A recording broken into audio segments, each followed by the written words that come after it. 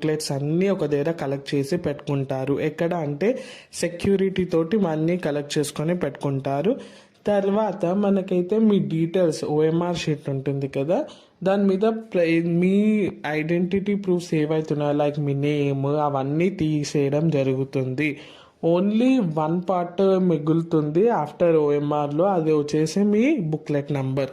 మీ booklet నెంబర్తోనే మీదైతే correction అవుతుంది. అందుకోసం ఎప్పుడు చెప్తారు కదా, బుక్లెట్ నెంబర్ అయితే కరెక్ట్గా రాయండి.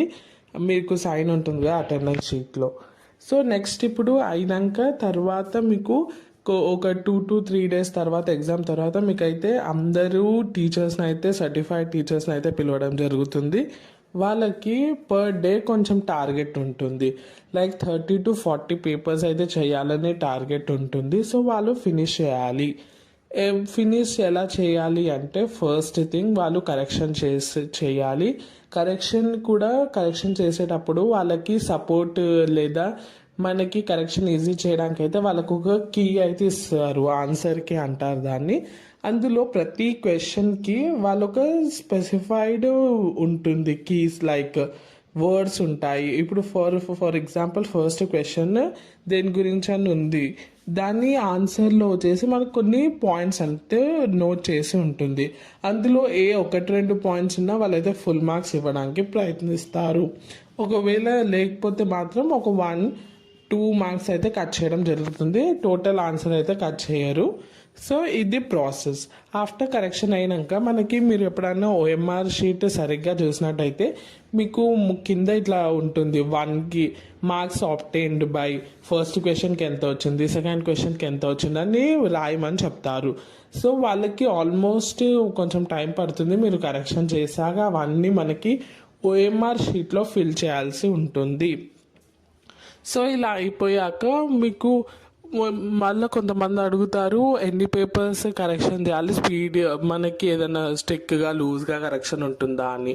సో మరీ అంత స్ట్రిక్ట్గా ఉండదు. ఇదే ఇంటర్ అనే కాదు, ఏ పేపర్ అయినా మీరు కొంచెం మినిమం సబ్జెక్ట్ రిలేటెడ్ మ్యాటర్ రాస్తే అయితే మినిమం మార్క్స్ ఇస్తారు. కొంతమంది కొంచెం పాసింగ్ మార్క్స్ దగ్గర వచ్చినా సరే ఒకవేళ ఎగ్జామినర్ మంచి వాడైతే మీకైతే ఎక్కువ మార్క్స్ ఇస్తాడు, పాస్ అయితే చేస్తాడు ఎట్లనైనా. సో అందుకోసం నేను ఎప్పుడు చెప్తాను కదా, ప్రతి క్వశ్చన్ అటెంప్ట్ చేయండి, మీకు ఏది వచ్చినా రాయండి, వాళ్ళు ఏదో ఒకటి మార్క్స్ అయితే వేస్తారు. ప్రజెంటేషన్ అయితే చాలా ఇంపార్టెంట్ చూస్తారు. దాని తర్వాత మీకు మళ్ళీ ఇది అయిపోయినాక మీకు ఇంకొక లెవెల్ ఉంటుంది కరెక్షన్. ఫస్ట్ బేసిక్ ఎగ్జామినర్ తర్వాత చెక్ చేయడానికి లేదా మనకి ఆడిట్ చేయడానికి వాళ్ళు చూస్తారనమాట. నెక్స్ట్ ఇంకొక ఎగ్జామినర్ అన్నీ కరెక్ట్ వేసారా, దేనికన్నా డబుల్ మార్క్స్ వచ్చాయా, కౌంటింగ్ మిస్టేక్ ఏమైనా ఉందా, అన్నీ చెక్ చేశాక మీకు ఫైనల్గా మీ మార్క్స్ అయితే అలౌ చేయడం జరుగుతుంది.